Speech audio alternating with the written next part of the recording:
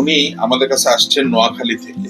যারা নোয়াখালী, লক্ষ্মীপুর, কুমিল্লা, তারপরে অনেক সময় দক্ষিণাঞ্চল অনেক জায়গায় অনেক গভীর নলকূপে পানিতে কিন্তু মাত্রাতিরিক্ত আর্সেনিক পাওয়া যায়। দেখেন উনিও আর্সেনিকের আক্রান্ত। আমরা কিভাবে বুঝি? এই যে ওনার হাতে দেখেন কিছু জায়গা কালো, কিছু জায়গা সাদা।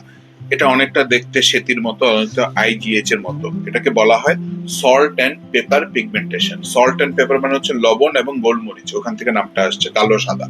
আর এটা কিভাবে বুঝি? এটা হাত দেন, এই যে ওনার হাতে এই জায়গাটা খসখসে হবে, তাই না?